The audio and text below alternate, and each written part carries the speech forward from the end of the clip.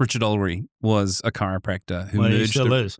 Yeah, right, still is, who merged the research published in PubMed that you mentioned Yeah. with Walter Russell's periodic table in the DNA Yeah. and spinal connection in the physical, chemical, and biological connection. Yeah.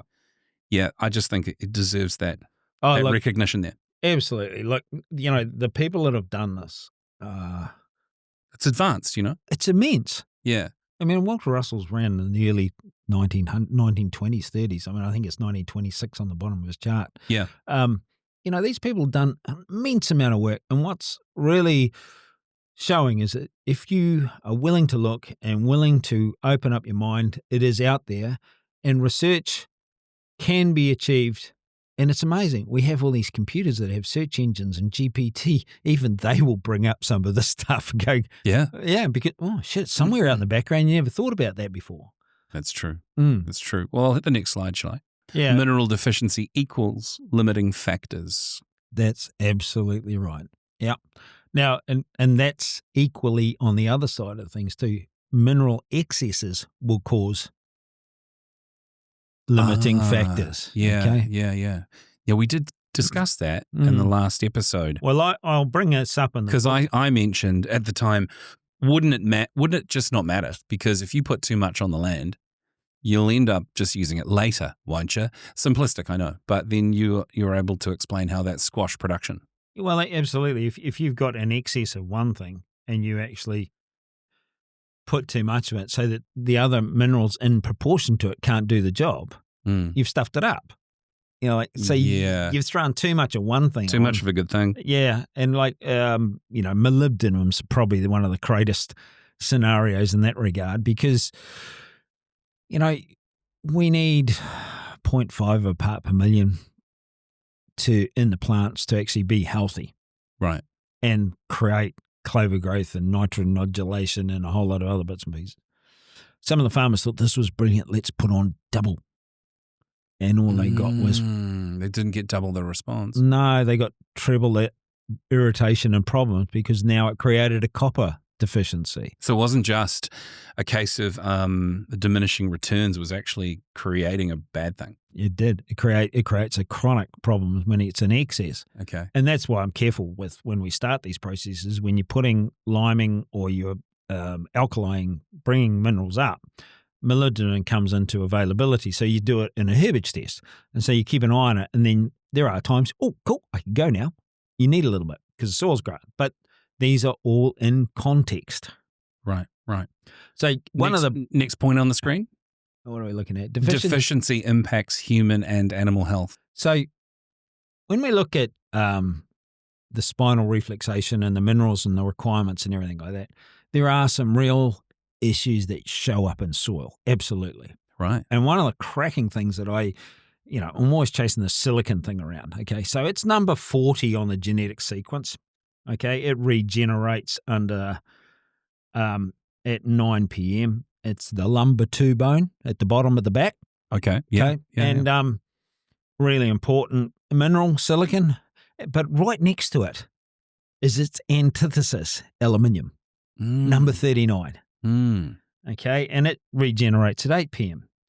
But here's an example. Like the aluminium gets into excess and the silicon into deficiency. Lumbar back. How many people got lumbar pains? Tons of people. It's the main cause of physio or massage therapy client bookings. It's like everyone's got that problem. So what's the insight there? Well, it's brilliant. It's like get rid of the aluminium and get the silicon up. It'll go away. Yeah, right. So stop using aluminium-based deodorants. Yeah. Maybe don't drink so much from cans that have aluminium metallic holding. Be careful of melting Coke cans. Medicines that have got aluminium in them. Yeah. There's lots of them that are. You don't often think about aluminium in medicines because whatever your doctor prescribes, you go, cool, I'll just take that. You're not looking at how that's manufactured. No, that's right. And so there's adjuvants and Oh, okay. Yeah, well, that's vaccines, isn't it? Yeah. The adjuvants in vaccines, yeah. Yeah, so we are being bombarded with aluminium. Now, it's the same in the soils. This is a perfect reflection of what's going on, okay? And this reflects in us in lumbar 2 and our spine. And we get sore backs. It also, the lack of silicon at that point then leads to hip problems. That's just the whole foundation of your hips and everything. And we see that all the time. The structure in an animal is determined by the silicon content.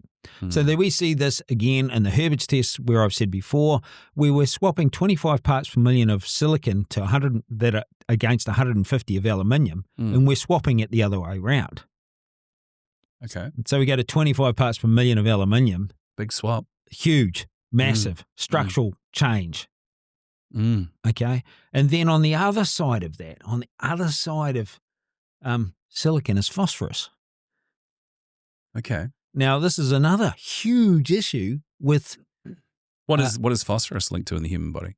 Well, it's the bone growth, calcium phosphate. You're right. Structure again. So like your structure's stuck in, your structure is under attack. No, I mean in terms of health dysfunction. Well, there's a whole... Is giving you back pain. There's another range of phosphorus minerals that we need in our body, which I will talk about when we get to the tissue salts. There's ferrum phos, nat phos, sodium phosphate, right, potassium phosphate, there's calcium phosphate. There's a range, there's 5 of these phosphorus elements. Okay. But if you go acidic and you've got aluminium, you get aluminium phosphate, which is a product called vericide. Your body doesn't need that. And this is what's happening in our soils. And so all of a sudden our structure is broken to pieces. It's like aluminium's grabbed the phosphorus. There's no silicon to defend it. Your spine's falling apart. You've got hip problems. Your capacity's falling. How many people have got hip operations? There's no silicon. Okay, so this is reflected in the expression of the DNA of the spine. So what's happening in every one of your DNA in the body is a reflection of what's going on that spine. Okay. That's big. That's why it's important. That hip operation one, that'll hit home for a lot of people. Well, I've been through... If you don't mind talking about it, this isn't woo-woo science. This is so interesting. I think it was back in 2002, I was already starting to get a sore hip, quite a sore hip. And I ended up in hospital with appendicitis on Christmas, and which is also a silicon issue too, but never mind. So it was telling me something. Really and I got stuck in the orthopedic ward because that's the only ward that was open. And there was all these guys and they just had their hip operations done on their knees and that. And I'm sitting there going, I don't want anything to do with this. This is not where I want to be at. This is crazy shit. And this is a part of when I was really researching hard and these books were coming to the fore and I'm starting to go, there's an answer. There's an answer. I've got to go looking for this. I've got to chase this down. And there it was, the reflection of our soils to our cells through the DNA, limiting factors. So the limiting factor in this case was excess aluminium, not enough silicon, phosphorus problems gone. Holy shit, we've created a shitstorm. And in our body, our lumbar and our hips are all our foundation. If they fall over, we fall over because it doesn't hold the legs up. Oh, my hip problems. Basically, your spine falls apart. Oh dear. So does our soils. Right. Well, why have we got up on screen limiting factors leads to limiting profits? Well, if we start looking at the soil again as a Swiss watch, finely tuned, just tick, tick, tick, tick, tick. And you take one cog out and it stops. And it all falls over. It falls over. Or you got to rewind it again, or you got to put in your battery in, it's not working, what's the time? Yeah. You've missed all your appointments. Now you've got no customers.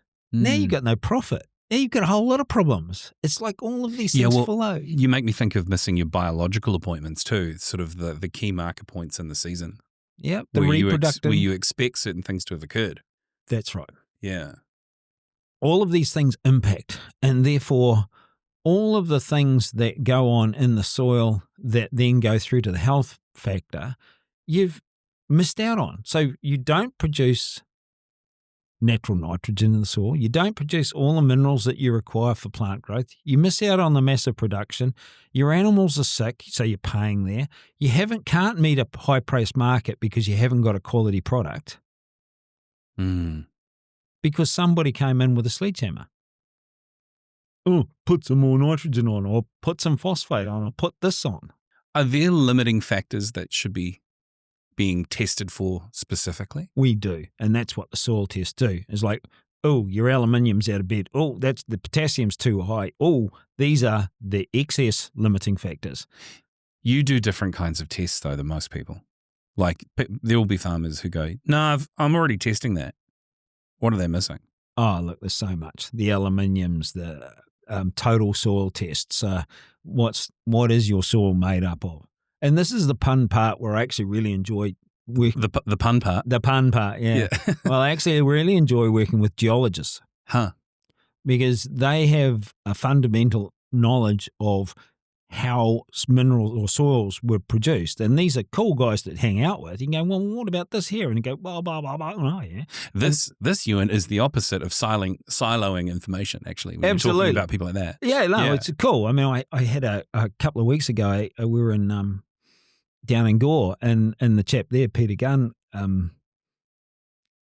he's just brilliant. Just, well, how does that? And this comes from this and this. Oh, yeah, okay. And then he asking question back because it's not a one-way street. It's like, oh, didn't know about that. How about this? Oh, and it goes like that.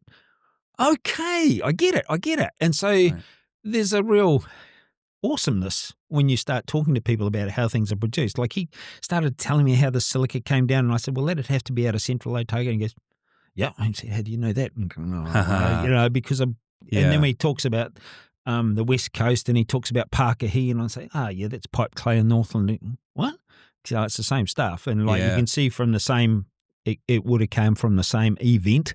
It's off the bottom of the sea. It's splattered up there. But these are the things that are not discussed. And we look at our farming magazines, and it's all about sledgehammers and how bad everything is.